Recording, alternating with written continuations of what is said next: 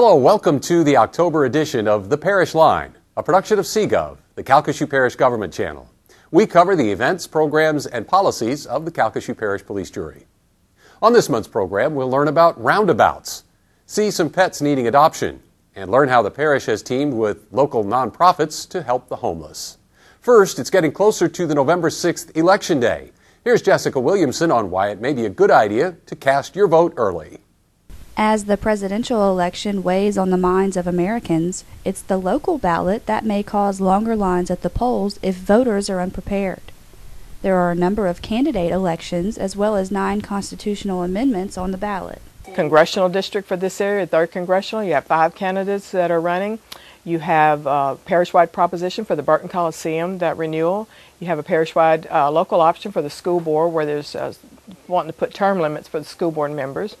We have 9 constitutional amendments that you'll need to be an informed voter to get through that. Benton has a sales tax renewal.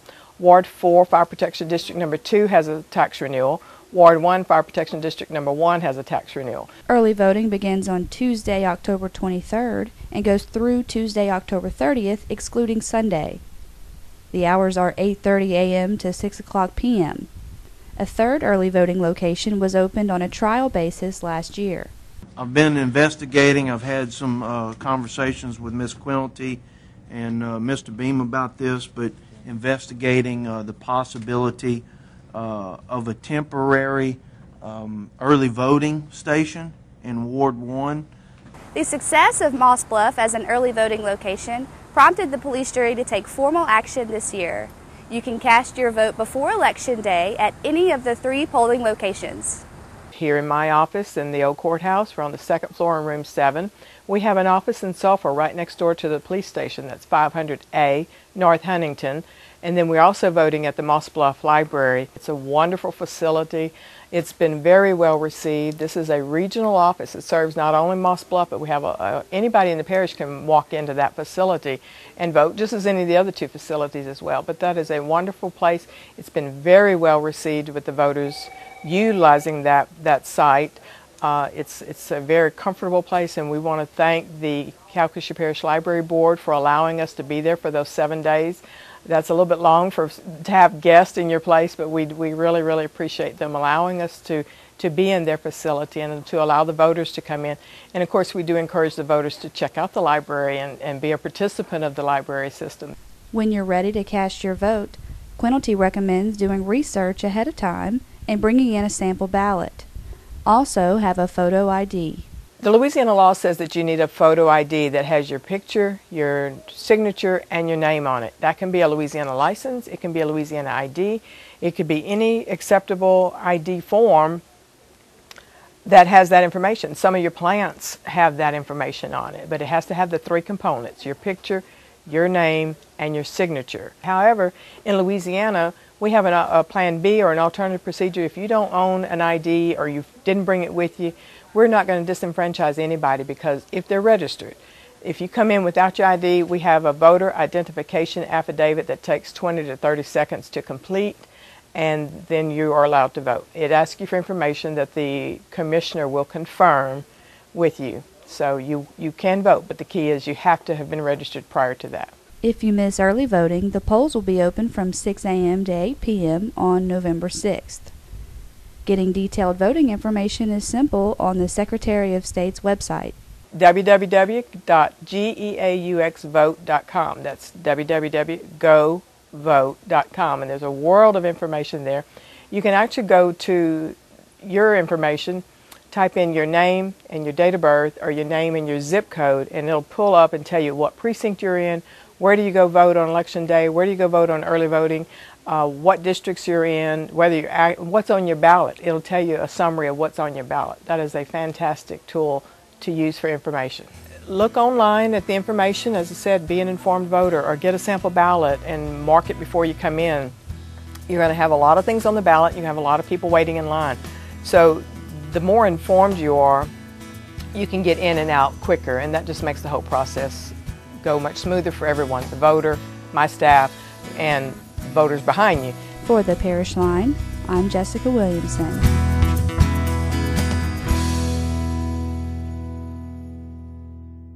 The Secretary of State website has a new feature. It allows registered voters to dedicate their vote to a military veteran.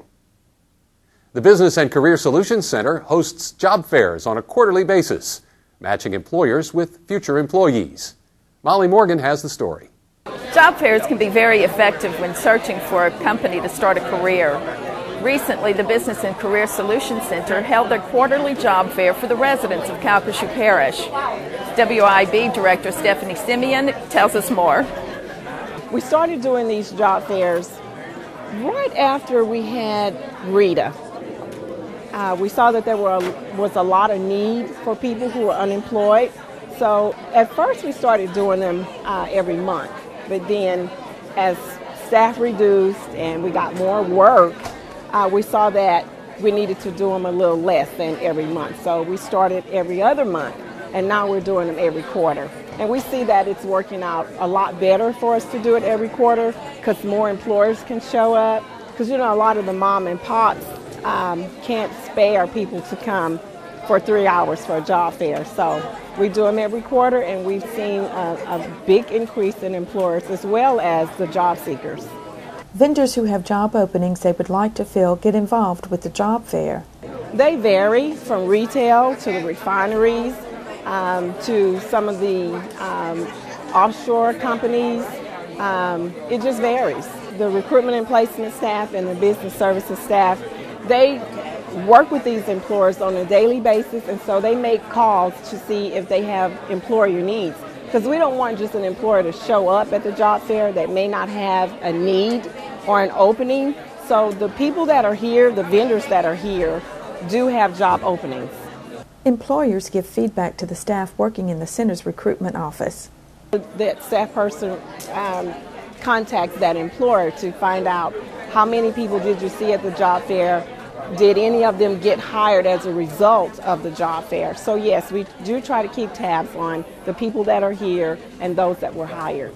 Interaction between a job seeker and an employer will vary.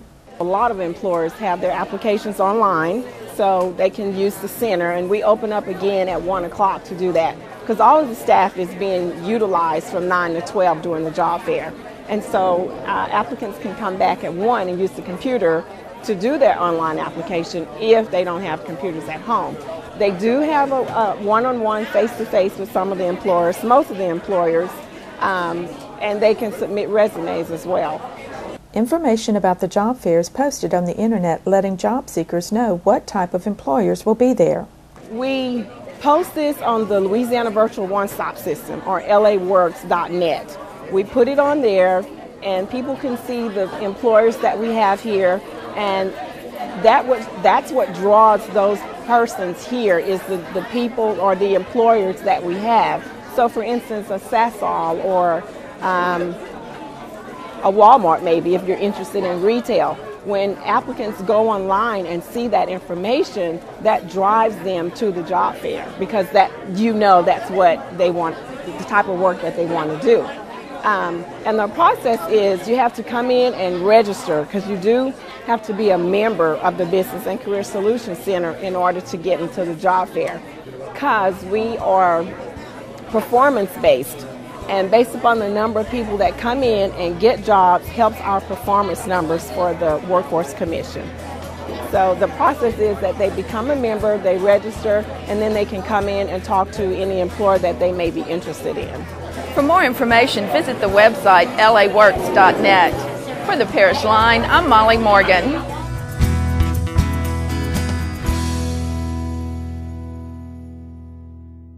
At the most recent job fair, 21 employers were on hand, with approximately 300 job seekers attending.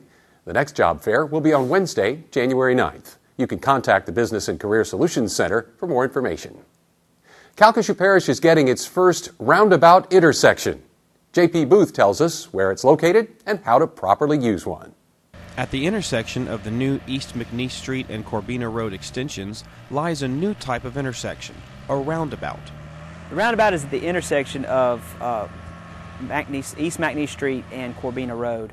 East McNeese Street is a project that was in conjunction with the City of Lake Charles and Calcasieu Parish to connect Highway 14 to LA 397.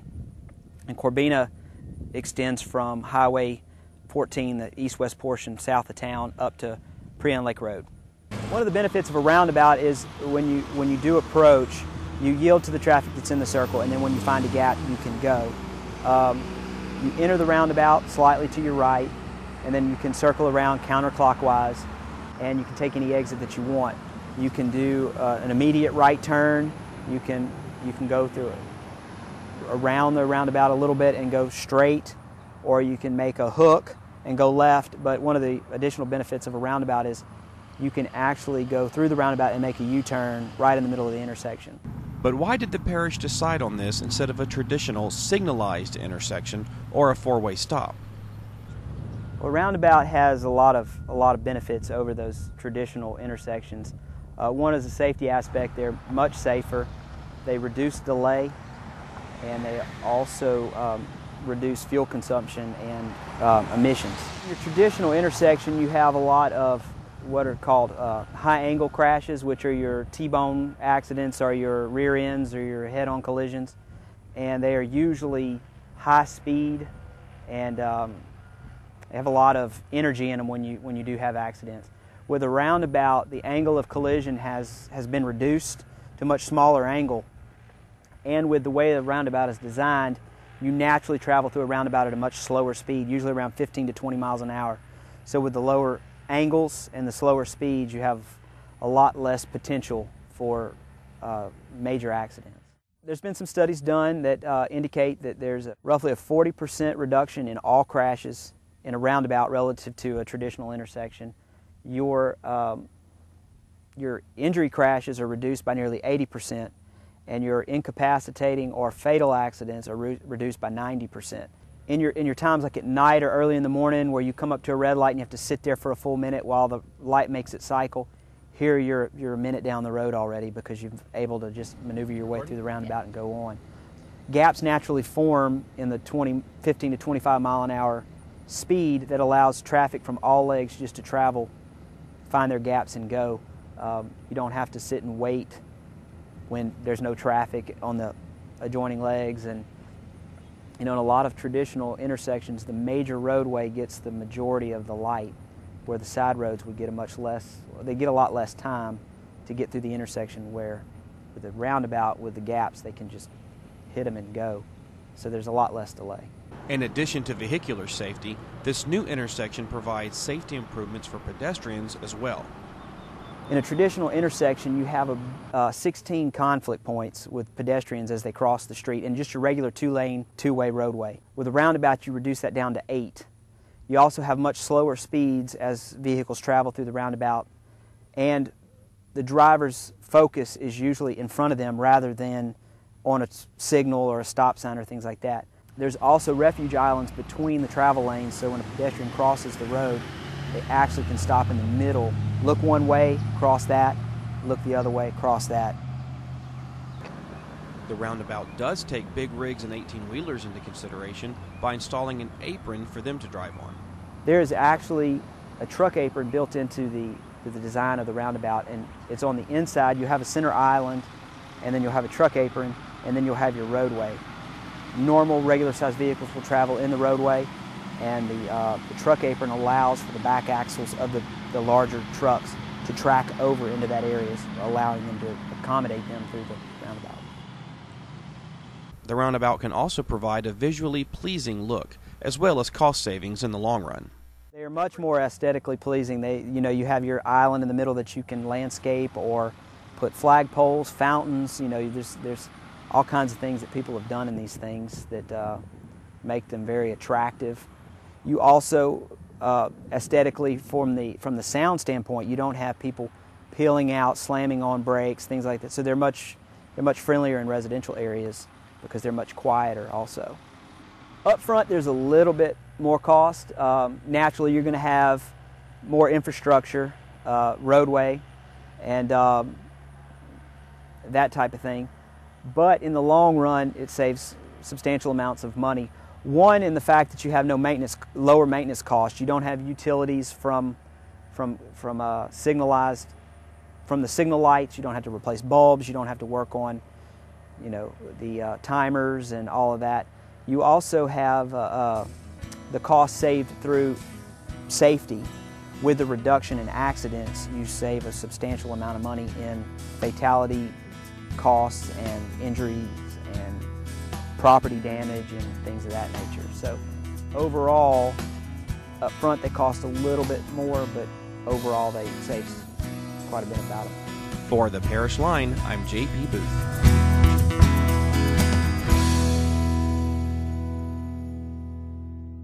The McNeese Street extension, as well as the roundabout, should be opened later this month. You are watching The Parish Line, a production of CGov, the Calcasieu Parish Government Channel. The Calcasieu Parish Human Services Department is working with the Lake Charles, Southwest Louisiana Continuum of Care and with Abraham's Tent to provide easy access to available help to the homeless. A new access center is open inside Abraham's Tent to take the services to where the area homeless citizens already go. We have located at Abraham's Tent, and we created what's called the Access Center.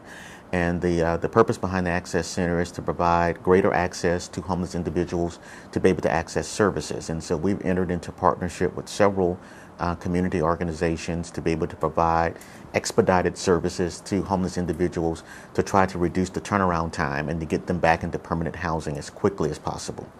The Access Center is a one-stop shop for those that are homeless, domestic violence, those with eviction notice either from the city or from the parish, especially my clients who have SSI, SSDI, and the veterans.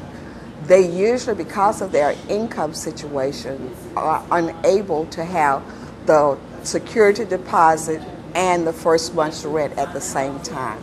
So we are here to provide that little needed assistance that they need to get to permanent housing.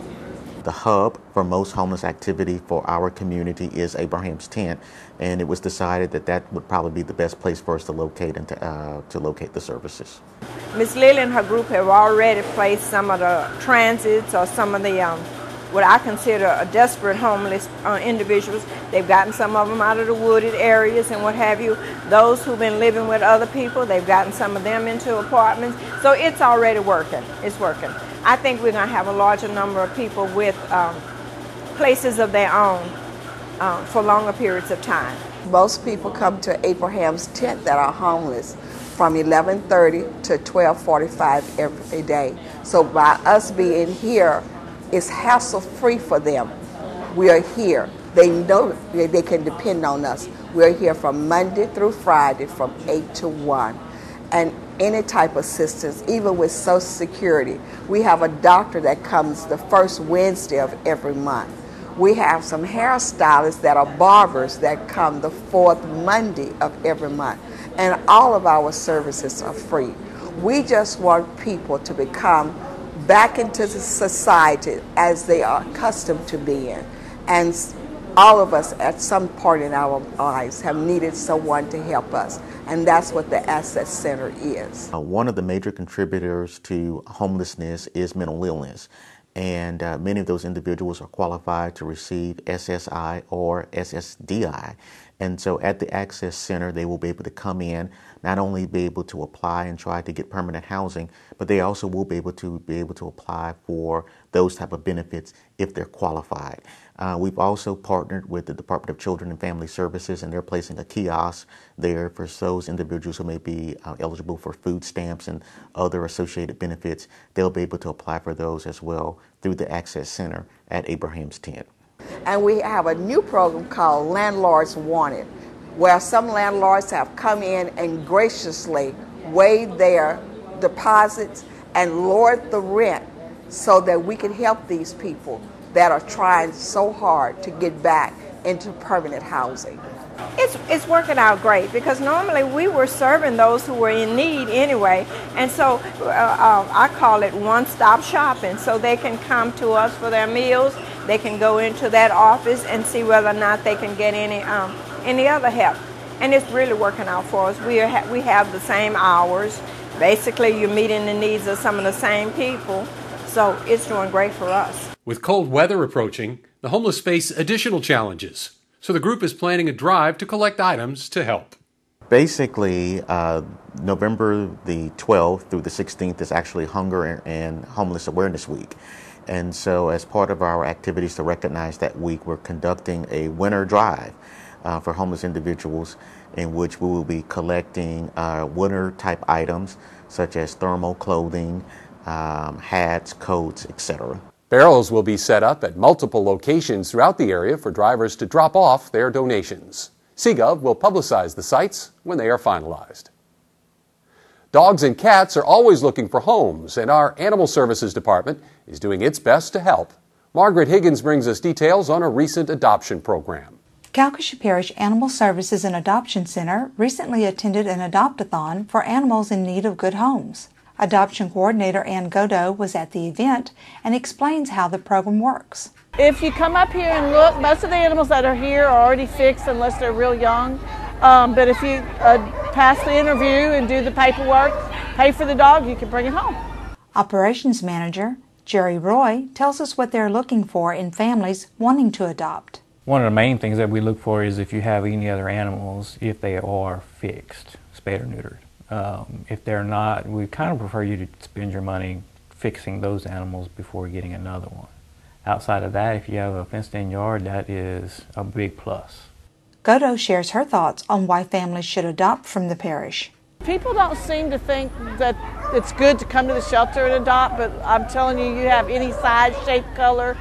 We have purebreds, lots of people don't know that.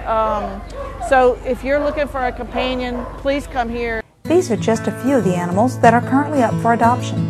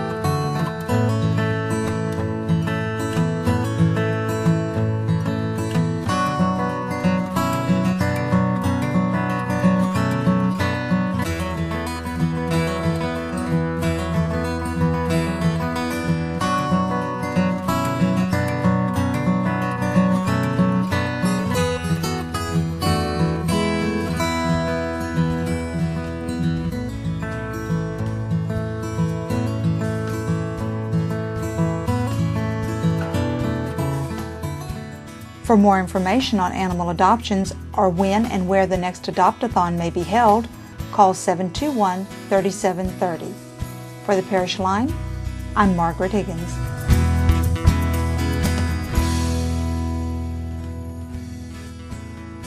That's the Parish Line for this month. Get more information on all of these stories or watch the Parish Line on the web at cppj.net.